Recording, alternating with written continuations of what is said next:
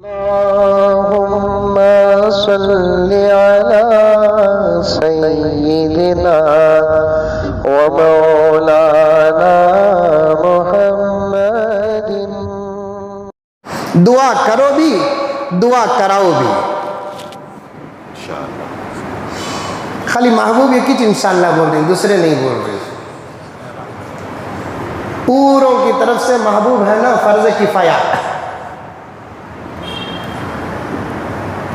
صبح اٹھے تو دعا لو، شام کو دعا، ماں باپ سے دعا کراؤ، غریبوں سے دعا کراؤ، یتیموں سے دعا کراؤ، بیواؤں سے دعا کراؤ، محتاجوں سے دعا کراؤ، مجبوروں سے دعا کراؤ، مریضوں سے دعا کراؤ. مریض کے پاس جا کر جب عیادت کرتے ہیں، پیارے آقا نے کیا فرمایا صلی اللہ علیہ وسلم؟ مریض کو دعا کرو اور اس سے دعا کراؤ، کیونکہ مریض کی دعا اللہ بہت جلد قبول کرتے ہیں. اس کے لیے بھی، وہ جس کے لیے دعا کرتا اس کے لیے بھی. ہمیں مریض خدا کو سیپا بھی، موسمیاں بھی اور بریڈ بھی، بسکٹ بھی دیال کو کیسے ہی ماموں اچھا ہی اچھا رہتی ہے انشاءاللہ. اچھا ماموں جا کہوں ماموں بولال کرا دعا کرتے نہیں اللہ تم نہ صحت دے. اور یہ بھی نہیں کہتے کہ ماموں چچا جو بیمار ہے ہمارے واسطے بھی دعا کرو. اس وقت تمہاری دعا بہت زیادہ قبول ہوتی ہے. مریض کی دعا اللہ بہت زیادہ جلدی قبول فرماتے ہیں. کن لوگوں کی دعائیں جلدی قبول ہوتی ہے؟ وہ کون لوگ ہیں جن کو مستجاب الدعوات کہا گیا ہے؟ ایک فہرست ہے، اس میں سے ایک نام مریض کا بھی آتا ہے. چپکے نہیں اللہ کے رسول صلی اللہ علیہ وسلم بول دیے کہ مریض کی عیادت کرو، عیادت کرو. مسلمان کا مسلمان پر حق ہے، سلام کرنا حق میں داخل ہے، مریض کی عیادت کرنا حق میں داخل ہے، جنازے میں شریک ہونا حق میں داخل ہے، چھینکے تو جواب دینا حق میں داخل ہے، دعوت دیے تو قبول کرنا حق میں داخل ہے. یہ آقا صلی اللہ علیہ وسلم چپکے ایسے ہی بیان فرما دیے. اس کے اندر بڑے راز ہیں، بڑے راز ہیں کہ اگر کوئی آدمی ہمارا اپنا بھائی بیمار ہو جائے اس کی عیادت کرو، عیادت. اس سے محبت بھی پیدا ہوتی ہے، اتفاق بھی پیدا ہوتا ہے، ساتھ میں دعا انکمنگ اور آؤٹ گوئنگ ہوتی ہے. اللہ اس کا بھی بھلا کرتے ہیں، تمہارا بھی بھلا کرتے ہیں.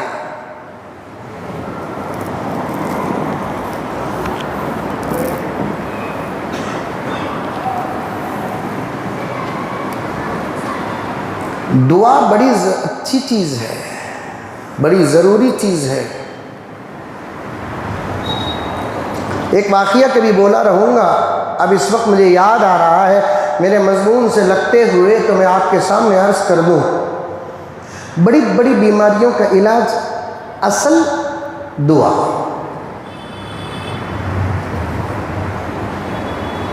اصل دعا. وہ خالد اور لقوے سے بات آ گئی، آپ لوگوں کے توجہ اور جذبے اور شوق سے بات یاد آ گئی.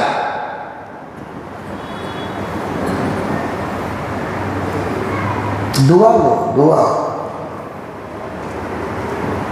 بد دعا سے بچو. اور ایک پوائنٹ کی بات بتاتا ہوں، سنو.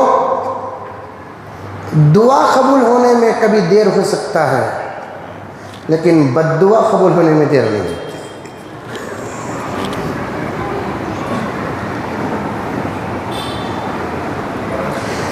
میرے آقا حضرت محمد مصطفیٰ صلی اللہ علیہ وسلم نے ارشاد فرمایا، اتقی دعوت المظلوم.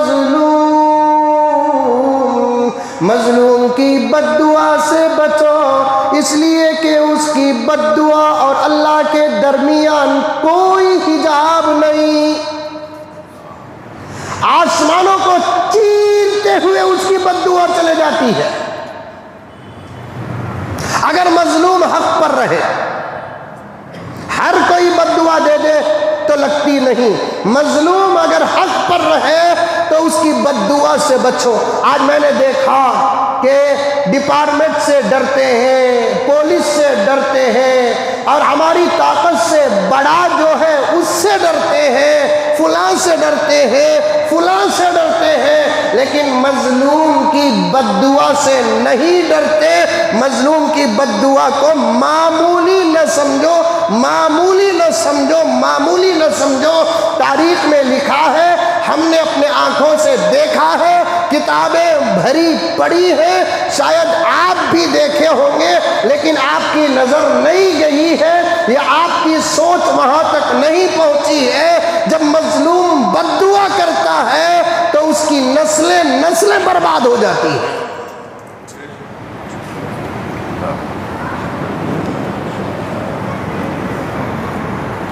مظلوم کی بد دعا سے بچو۔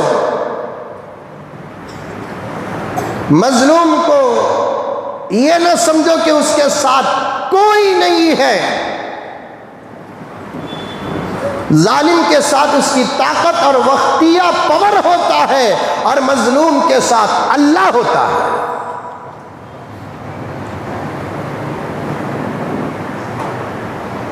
ڈرو، بد دعا سے ڈرو، بیواؤں کی بد دعا سے ڈرو، یتیموں کی آہوں سے ڈرو،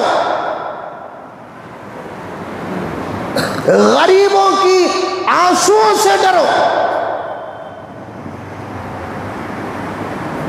کیونکہ یہ جو مظلوم ہوتا ہے وہ خالی نہیں ہوتا، اس کے ساتھ اللہ ہوتا ہے۔ اللہ جب وہ درد کے ساتھ آہ بھی کرتا ہے، وہی بد دعا ہے، وہی بد دعا۔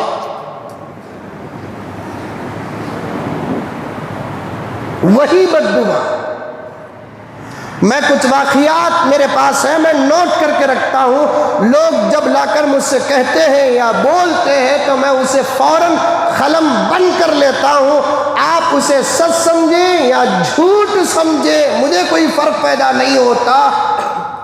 مظلوم گھر کے اندر کا ہو یا مظلوم گھر کے باہر کا ہو، مظلوم مسلمان ہو، مظلوم غیر مسلم ہو، مظلوم امیر ہو، مظلوم غریب ہو، کوئی بھی کیوں نہ ہو، مظلوم کی بد دعا سے بچو، اس لیے کہ مظلوم کی بد دعا اور اللہ کے عرش کے درمیان میں کوئی حجاب نہیں ہوتا، کوئی حجاب۔